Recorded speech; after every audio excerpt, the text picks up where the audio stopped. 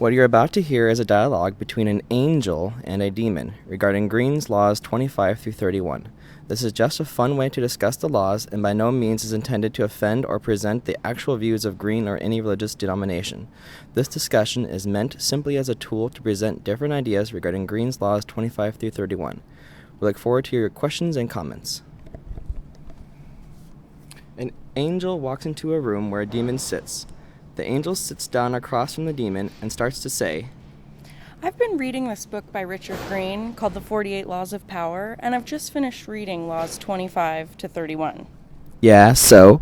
Well, I feel like after reading a number of other laws and finally reading these laws, I feel like Greene is an evil person for having written this evil book. Those are some serious charges. Perhaps you're just being melodramatic, since you are more sensitive than someone like myself who is more experienced. I feel that I'm plenty experienced. However, I am curious as to your take on the matter. I'd be happy to oblige you, and will opine on this case if you would have me. Well, let's take Law 26, for example. Keep your hands clean. When I read the first few sentences of that chapter, I had to put the book down and walk away, for it so repulsed me. Greene says everyone makes mistakes, but those who are truly clever manage to hide them and to make sure someone else is blamed. A convenient scapegoat should always be kept around for such moments. Go on. Well, what a horrible thing to say. He's advising his readers to intentionally keep someone around simply to use them as a shield for the retaliation of wrongdoing. He seems to suggest that one ought to commit wrongdoing and then do further wrongdoing by using a person as a means to an end, that end being escaping blame for that which one has done. The mean is to set someone else to frame them. This is evil. Interesting. However, don't you think it a bit naive to simply condemn Greene and this law? What do you mean? Well, doesn't Greene himself give cases where good men use this tactic for the ends do sometimes justify the means? And so by telling you how to use this tactic, then you can have the ability to do good. Also, is Greene evil simply because he suggests one to do evil? Is the act of advising to do evil an evil act in itself? And what if Greene thinks that this evil act is good? Even if he was wrong, then you can't really condemn him simply for accidentally giving bad advice. Well, let's start with it is wrong in itself to tell others to do evil. I think if one intends for others to do evil as a result of one telling them to do evil, then one is morally responsible in some part for their evil actions. And so yes, I would say they are doing evil. However, I agree that if Greene simply thinks he is giving morally sound advice, but is wrong, then he's just a fool. I am not a moral objectivist, such that the actual result of your actions determines if you act right or wrong, but rather the intentions of your actions. So if you intend to kill, but fail to do so, you are just as guilty as if you succeeded. But if you intend to save a life, but end up killing, and not as a result of negligence, then you are not wrong for doing so. However, there might be those who disagree, but I'm going to take that stance for the remainder of this argument. Fair enough. However, what about my first point? Can the ends justify the means? Could Greene give a utilitarian view rather than a deontological one? So I take deontology with regards to ethics to be the view that there are certain necessary moral laws that are absolute. For example, a perspective on this view may be the right action is the one that violates the fewest laws, i.e. the wrong action is the one that violates the most moral laws. In contrast, I take a utilitarianism to be a form of consequentialism, such that the right action is the one that produces the most utility, at least in my definition of it, and the wrong action produces the least utility, such that utility is something we will say is a good thing, such as happiness or pleasure.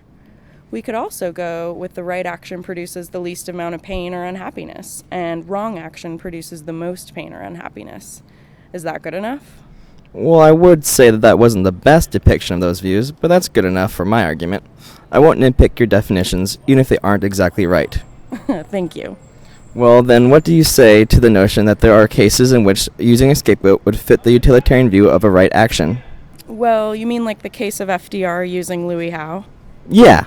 Well, Greene does give this as an example of a scapegoat, but Howe knew he was being used as such. Howe had a choice in the matter, and so it is vague whether he was being used as a means to an end. However, I will grant you that this may in fact be a case where using a scapegoat was a right action in the utilitarian sense, although we've not given a very specific definition of utilitarianism, such that we can pinpoint which view this would fit, but I imagine it would satisfy most of them. However, I don't believe that this is the view Greene takes. I think Greene is more similar to Thrasymachus? Thrasymachus? Yeah, in his view of justice. Oh, Plato reference. Well, that's a good point. But why do you say so? In describing the fall of the favorite, Greene states, "You may lose a friend or aid, but in the long-term scheme of things, it's more important to hide your mistakes than to hold on to someone who will one day probably turn against you. Besides, you can always find a new favorite to take his place." Here, it's clear that Greene's motivation is not to create the best consequence in general, but is far more selfish than that. He's clearly stating to use a person as a means to an end, and justifies this by saying it's just a defensive strike since they will probably hurt you anyway, which also says he's paranoid and believes in harming others simply on a whim that they might harm you at some point. Interesting. Earlier you made yourself out to be a moral subjectivist, such that one's intentions determine the moral position of their actions, such that if you intend to do wrong, then you do wrong.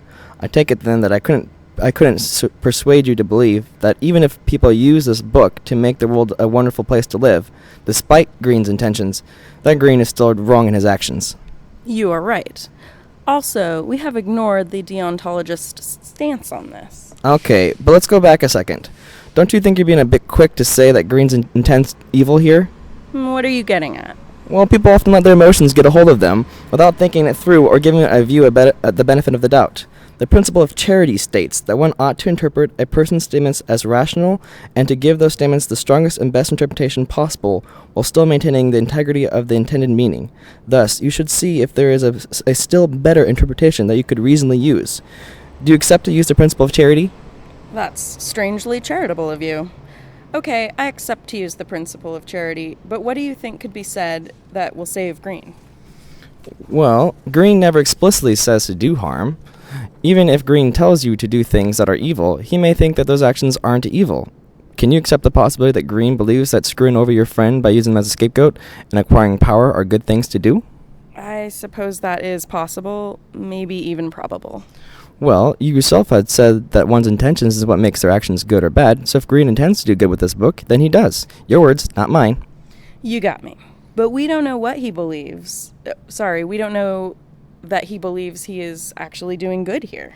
It doesn't matter. That it's the best interpretation of its view, and as long as it doesn't conflict with anything he says, and so long as it goes along with the principle of charity, which you've agreed to use, then Greene is off the hook. I don't know, that feels like some sort of lawyer's trick. I think I can make the case that this interpretation may conflict with the evidence and thus lose its integrity, and so the principle does not apply. All right, let me have it. Well, laws 27 and 31 seem to show Greene's true nature. Law 27 is the one where he tells you to prey upon people's need to believe to create a cult.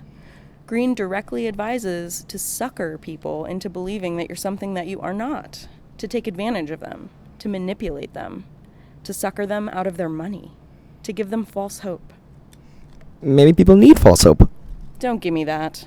I'll quote him for you. He says, "If at any moment the group sees through you, you will find yourself facing not one deceived soul, but an angry crowd that will tear you to pieces as avidly as it once followed you." The charlatans constantly faced this danger and were always ready to move out of town as it inevitably became clear that their elixirs did not work and their ideas were sham. Too slow, and they paid with their lives. So? Why would they be angry with you if you weren't doing them wrong? Not just angry with you, but so angry they would tear you to pieces. He says to produce a sham, but that's not all. If you look at Law 31, the one where he tells you to use a false dilemma to get people to do what you want, your victims feel they are in control, but are actually your puppets. Put them on the horns of a dilemma. They are gored wherever they turn. Greene is no longer talking about one's enemies, but instead one's victims. A victim is an agent who suffers wrongdoing by outside actions, such as the intentional actions of another agent. Greene tells you to do wrong here. He tells you to lie, cheat, and steal your way into power, and not for the good of others, but for your own greed for power. You can say that perhaps he thinks he's doing good here, that doing evil is doing good, but that is so convoluted that good and bad lose their meaning. He knows that he suggests to do evil here, but he doesn't care. Hey. Is this really evidence that he suggests evil? Yes, his wording suggests to do evil. To make people your victims is to make yourself an evildoer. What about the evidence that he wants you to do good? That's my point exactly. There isn't any evidence that he wants you to do good, just the possibility. Isn't the possibility evidence? Well, there is the possibility of him doing evil too, so that's evidence towards my point. But that's all the evidence you have. But I also have the evidence that he tells you to turn people into your victim. That tips the scale. To ignore this is to be irrational. You said that to follow the principle of charity, you give the most rational interpretation possible, did you not? I did. Well, do you agree that I have the most rational interpretation? Define rational. No, you aren't going to do any more lawyer tricks on me. You know I'm right. Perhaps we can agree to disagree. You just don't want to lose. Of course, who does? But I didn't lose. So you honestly believe that Greene doesn't suggest evil? Sure, why not? Fine. Have it your way. Perhaps Greene is just very convoluted in his own mind, but nevertheless, that is just a possibility. The evidence says he intends for his readers to do harm. At the very least, Greene's worldview doesn't fit mine, for he views the world as a malicious, vengeful, jealous place. It's a dog-eat-dog world. Is it?